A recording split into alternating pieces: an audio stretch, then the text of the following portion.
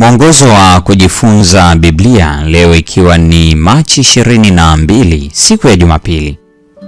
Somo la leo linasema masomo juu ya kuifikia jamii.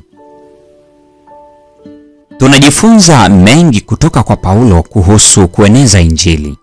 Safari zake zilifikia takriban maili 13,400. Hili linastaajabisha kwa kuwa sehemu kubwa ilikuwa ya kutembea kwa miguu na wakati mwingine pia alikuwa gerezani. Paulo alitumia muda mwingi katika vituo vya kibiashara kama vile Korintho na Efeso, ambapo ujumbe ungeweza kuenea katika miji ya bara kutokea huko. Pia alirudi katika makanisa ambayo alikuwa ameanzisha ili kuwatia nguvu na kuwatia shime waumini wapya huko. Aliposhindwa kutembelea makanisa hayo binafsi, alituma waraka. Kwa njia hii waumini walijua kwamba aliwakumbuka na kuwajali. Somo wa Kolosai sura ya 4 aya 7 hadi ya 9 linganisha na Waefeso sura ile ya 6 ya 21. Tikiko anaelezewaje? Na Paulo atoa sababu zipi za kumtuma yeye na Onesimo huko Kolosai? Mambo mengine yanawasilishwa vyema kwa mdomo badala ya maandishi. Ingependeza kujua watu hao wawili walipeleka habari gani kwa Wakolosai.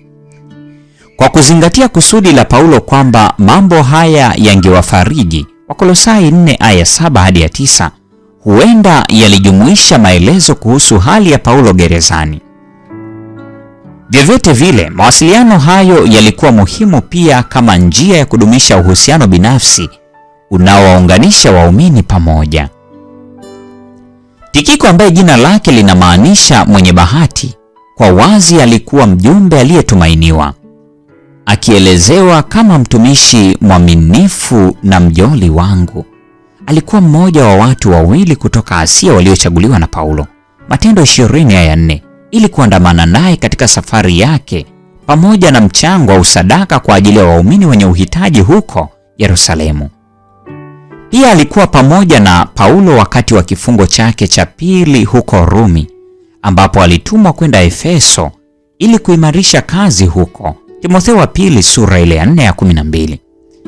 Paulo pia alifikiria kumtuma kwa Tito huko Krete, Tito 3 aya 12.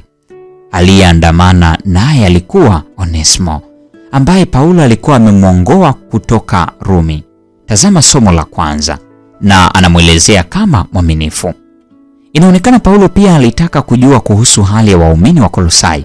Isingekuwa vigumu kwa mtu kumrudishia habari kama si na Tikiko mwenyewe. Hii ilikuwa njia nyingine ambayo Paulo alielezea upendo wake na kujali kwake waumini huko, ingawa hakuwa ametembelea binafsi kanisa hilo, na jinsi alivyowaimarisha katika imani ili waweze kuwafikia wengine. Kwa namna gani mambo haya binafsi katika nyaraka za Paulo si tu yanaonyesha wema au utu wake, bali kwa njia ndogo yanathibitisha uhalali wa huduma yake? Mungu atubariki sote.